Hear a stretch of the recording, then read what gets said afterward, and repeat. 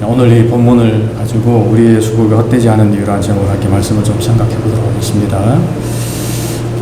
사실 세상에는 이 헛된 것들이 참 많이 있습니다. 근데 사실 우리가 돌아보면은 이 세상의 모든 것들이 사실은 다 헛되다고 이야기를 할 수가 있습니다. 우리가 먹고 자고 일하고 또 우리가 생활하는 이 모든 것들이 사실은 헛된 것이다 라고도 이렇게 이야기할 수가 있습니다. 그러니까 이유는 사실은 우리의 죽음과 함께 이 모든 것들이 다 사라지기 때문에 그렇습니다. 그래서 옛날 사람들은 우리의 삶을 우리 인생을 일장중몽에, 그러니까 한낮에 이게 꿈에 이제 비유하기도 했습니다만은, 아무튼 사실 우리의 이 삶이라고 하는 것이 좀 돌아보면 참 이 모든 것이 또 헛되다라는 생각을 우리가 할 수가 있다라고 하는 것입니다. 하지만 그것은 우리의 삶뿐 아니고 사실은 성경도 또 그렇게 말씀을 하고 있습니다. 전도서 기자는 전도서 1장 1절에서 헛되고 헛되며 헛되고 헛되니 모든 것이 다 허사로다라고 이렇게 이야기를 하고 있습니다. 사람이 해 아래에서 수고하는 이 모든 수고가 자기에게 무엇이 유익한고라고 이야기하면서 그 모든 것들이 헛되다라고 이렇게 이야기합니다. 다시 말하면 이제 해 아래에서 행하는 우리의 모든 이 것들이 다 정말 돌아보면은 다 헛된 것들 뿐이다라고 이렇게 전도서 기자가 이야기를 하고 있습니다. 그 이유는 사실은 제가 앞에서 말씀드린 것처럼 우리의 죽음과 함께 이 모든 것들이 끝나버리기 때문에 참 돌이켜보면 정말 이 모든 것들이 헛되다라고 우리가 생각을 해볼 수가 있습니다. 하지만 이제 오늘 본문에 보게 되면 바울은 헛되지 않은 것이 있다라고 오늘 본문에서 말씀을 하고 있습니다. 특별히 이제 58절에서 그렇게 이야기합니다. 이는 너희의 수고가 주 안에서 헛되지 않은 줄 압니다. 다시 말하면 사도 바울은 헛되지 않은 삶이 있는데 그것은 바로 주 안에서의 삶은 결코 헛되지 않다라고 오늘 본문에서 바울이 우리에게 말씀을 하고 있다라고 하는 것입니다. 그러면서 사실 오늘 본문에서 바울은 이제 두 가지로 왜 우리의 삶이 주 안에서의 삶이 헛되지 않은가에 대해서 이제 말씀을 좀 하고 있는데, 그 첫 번째는 우리에게는 이 부활의 영광이 있기 때문에 우리의 삶이 헛되지 않다라고 바울이 오늘 본문에서 말씀을 하고 있습니다. 사실 우리가 새벽 기도를 통해서 계속해서 이 고린도전서 15장을 살펴보았습니다만, 바울은 고린도 교인들에게 우리에게는 장차 부활의 영광이 있을 것이다 라고 이렇게 말씀을 하고 있습니다. 예수님께서 처음으로 그분이 죽으시고 장사되었다가 3일 만에 부활하셨다라고 바울은 이야기하고 있습니다. 그리고 그 예수님을 본 수많은 증인들에 대해서도 이야기하고 있습니다. 게바도 보았고 또 일시 500년 형제도 보았고 또 가장 마지막으로 정말 만삭되지 못한 자신도 그 부활의 주님을 만났다라고 고백하는 이 바울의 고백을 우리가 볼 수가 있습니다. 또한 사도 바울은 그 예수님께서 그 부활하셨기 때문에 그 예수님이 부활의 첫 열매가 되셨으므로 장차 우리들도 예수님과 동일하게 우리가 부활의 몸을 입고 부활하게 될 것이다 라고 바울은 계속해서 이 고린도서 15장을 통해서 이야기를 하고 있는 것을 우리가 볼 수 있다라고 하는 것입니다. 이런 면에서 바울은 우리에게 이 부활의 소망에 대해서 정말 강하게 어필을 하고 있습니다. 만약에 부활이 없다면 우리는 이 세상에서 가장 불쌍한 자가 될 것이다. 다시 말하면 부활이 없다면 하나님을 믿는 성도, 그리스도를 믿는 성도는 세상에서 가장 불쌍한 사람이 될 것이다 라고 바울은 이야기하면서 분명히 부활이 있음을 이 바울이 이제 필요하고 있는 것을 우리가 이 본문을 통해서 볼 수가 있다라고 하는 것입니다. 여러분, 사실 우리의 이 몸이라고 하는 것은 현재 우리가 입고 있는 이 몸은 육체의 몸입니다. 우리의 이 육신의 몸은 사실은 굉장히 연약한 몸이라고 이야기할 수 있습니다. 장차 썩을 몸이고 죽을 몸이고 이 세상에서 사라질 몸이라고 이야기할 수가 있습니다. 어떤 사람들은 이 육체를 가지고 이 장차 썩어질 이 육체를 위해서 이 자신의 육체에다가 엄청나게 투자하는 사람들도 있더라고요. 그러니까 어떤 의사의 도움을 받아가지고 많은 돈을 들여가지고 비타민을 제조해가지고 그것을 하루에 몇십 개씩 먹는 그런 사람들이 있더라고요. 그러면서 이렇게 신체 나이가 원래 자기가 60인데 한 40밖에 안 된다 그러면서 자랑하는 그런 사람도 제가 잠깐 본 적이 있었습니다.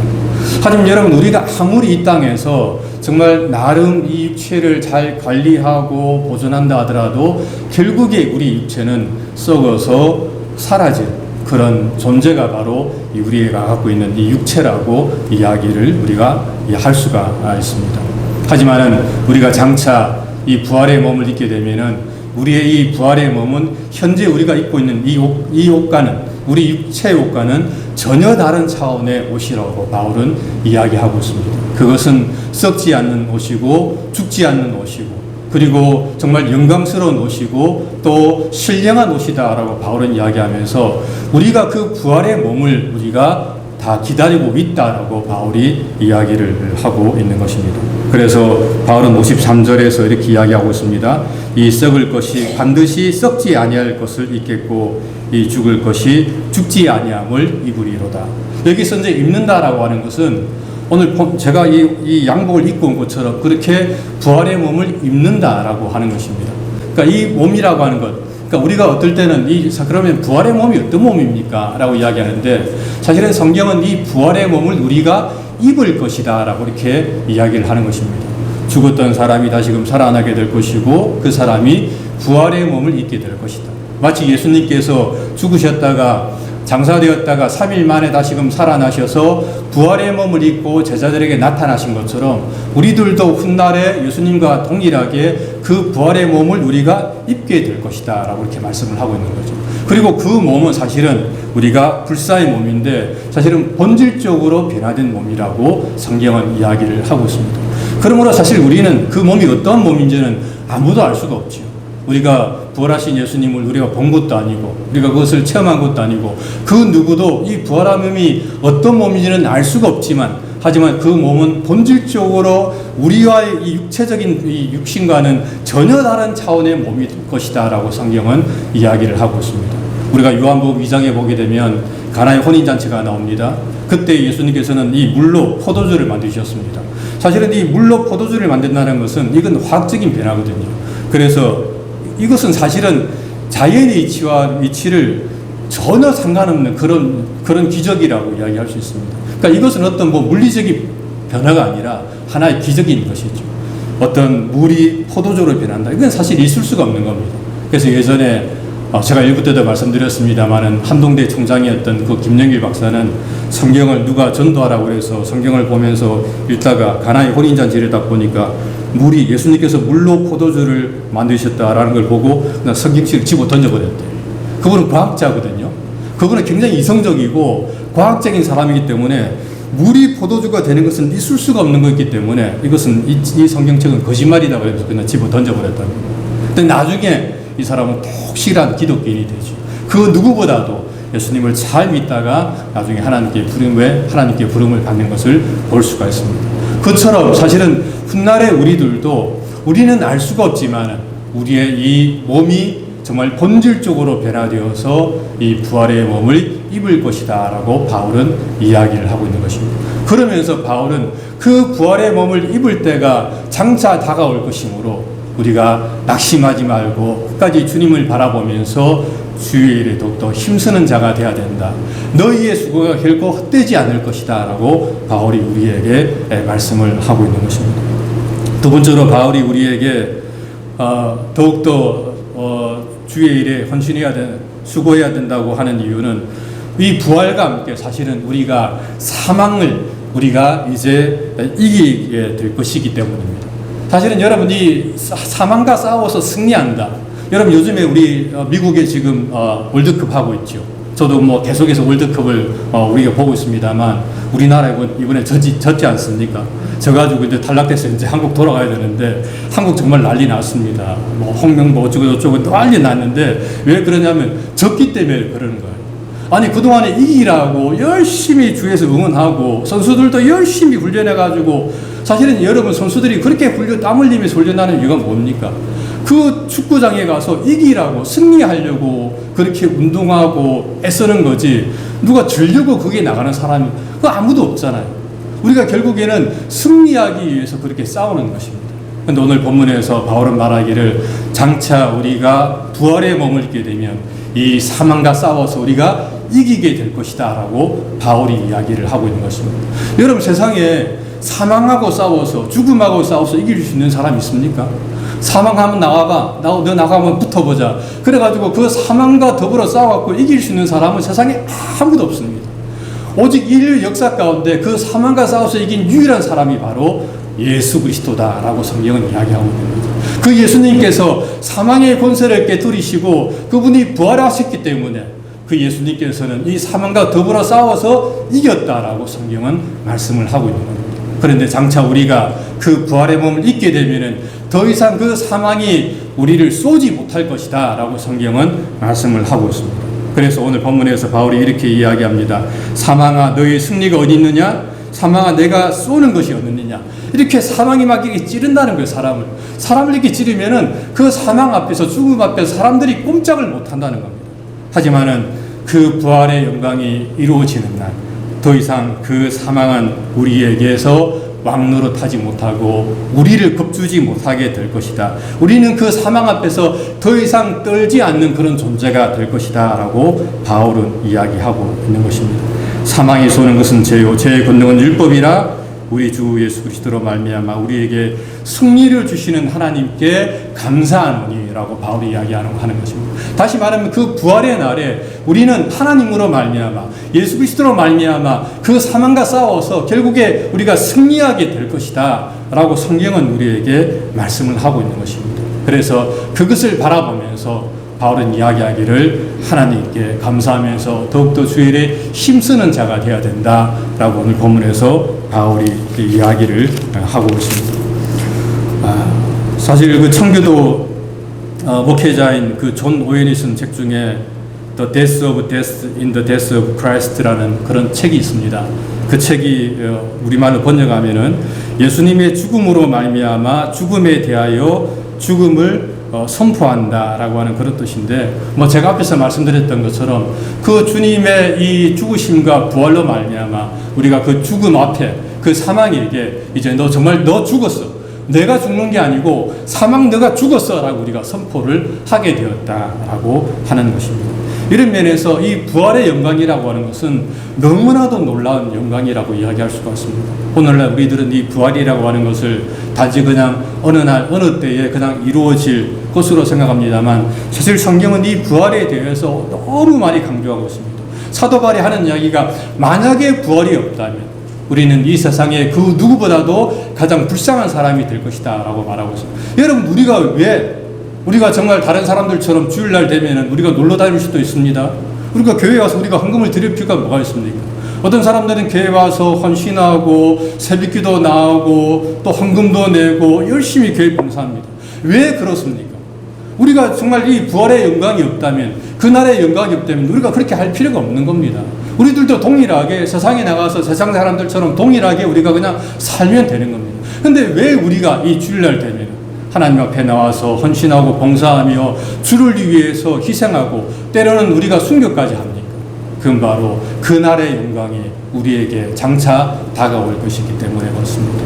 그 부활의 영광, 주님께서 천군과 천사와 함께 이 땅에 강림하실 때에 우리가 호련히 변화되어, 우리가 부활의 몸으로 변화되어서 주를 맞이할 그날이 장차 우리에게 기약이 되었기 때문에 우리가 그날을 바라보면서 우리가 지금도 헌신하고 수고하고 있다라고 하는 것입니다.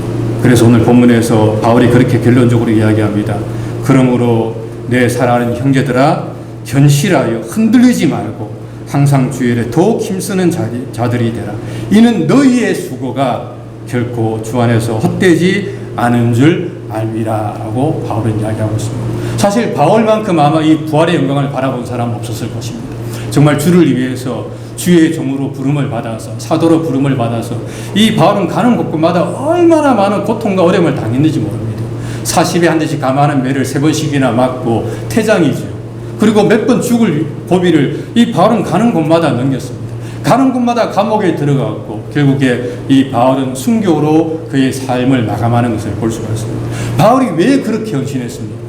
아무런 이유 없이, 아무런 대가 없이 그렇게 했습니까? 그건 아닙니다. 하나님께서 이 바울에게, 주님께서 이 바울에게 그 부활의 영광을 보여주었기 때문에 그것을 바라보면서 이 바울이 끝까지 믿음의 길을 달려갔다라고 하는 것입니다. 그러므로 우리들도 그날의 영광을 바라보면서 우리가 이 믿음의 길을 끝까지 달려가야 됩니다. 비록 세상 사람들이 어떤 사람은 그럽니다. 왜 교회 다니냐고, 왜 이렇게 하나님 믿냐고, 왜 종교생활 하냐고, 그냥 이렇게 좀 개세라세라 하면서 대충 살다가 그냥 가면 되는 거지, 뭐 내세가 어디 있고 천국이 어디 있냐라고 말하는 사람들도 굉장히 많이 있습니다. 하지만 여러분, 그런 사람들의 말을 절대로 들어서는 안 됩니다. 우리는 이 소망이 있습니다. 분명히 내세가 있고 하나님의 나라가 있습니다. 우리는 그날을 바라보면서 소망하면서 우리는 살아가는 사람들이다라고 하는 것입니다. 말씀을 맺겠습니다. 뭐 어떤 여자 집사님이 이제 그 병실에서 생사를 넘나들다가 이제 천국과 지옥을 좀 보고 왔대요. 근데 이 여자 집사님이 이제 하는 이야기가, 와서 딱 깨어나서 이제 목사님 찾아와서, 목사님 저 교회 봉사 좀 하게 해주세요라고 이야기하더랍니다. 목사님이 왜 갑자기 그런 이야기 합니까? 그랬더니 이분 하는 이야기가, 그냥 하는 이야기가, 천국에 갔는데 저희 집이 없더라고요. 사실은 제가 교회에서 봉사한 게 별로 없어서 저희 집이 없더라고요.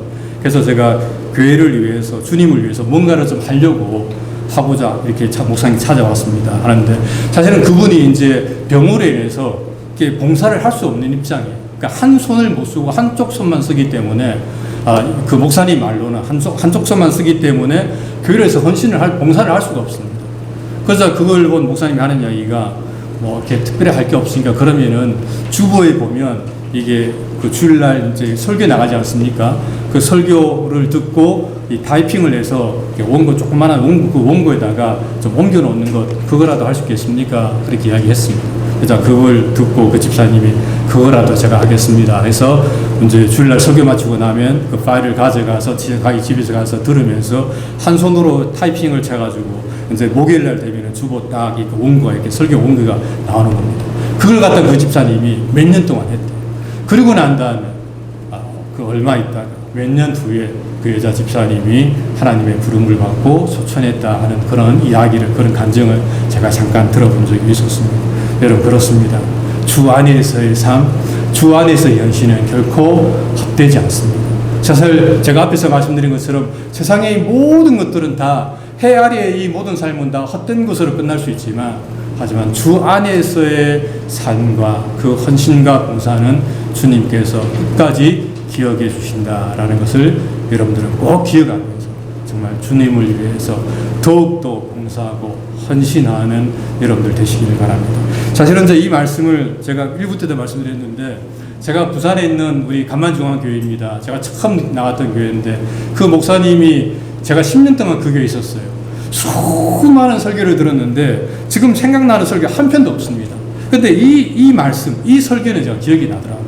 이 말씀을 이제 부흥회 그때 기도원에 올라가서, 우리 교인들끼리 올라가서 몇십 명 올라가서 이제 그때 기도원에서 이제 부흥회 목사님 인도하셨는데, 그때의 목사님이 이 말씀을 하는 걸 제가 지금도 기억이 납니다. 목사님께서 제일 마지막에 말씀하면서, 항상 주일에 더욱 힘쓰는 자들이 되라. 이는 너희 수고가 주 안에서 헛되지 않은 줄 알고. 사실은 그때 제가 열심히 교회를 봉사했었거든요. 제가 청년이었지만 그때 제가 안수 집사였습니다. 청년인데 제가 안수 집사를 맡은 거예요. 한 50명 되는 교회에서. 얼마나 열심히 봉사했는지 교인들이 저보고 안수 집사를 시켜주더라고요. 그렇게 제가 열심히 봉사하는 그런 가운데 그때 이 목사님이 주신 말씀, 제가 지금도 기억이 납니다. 그러므로 여러분들, 이 땅에 사는 동안에 정말 주를 위해서 열심히 봉사하세요. 누가 알아주든 알아주지 않든, 내가 이렇게 봉사한다 그래서 알아주는 사람도 아무도 없는데 그냥 대충 하고 말지, 그렇게 생각하지 마시고 주님이 다 보고 계십니다. 그러므로 열심히 주를 위해서 헌신하고 봉사하시는 여러분들의 삶이 되시기를 주님의 이름으로 간절히 부탁을 드립니다.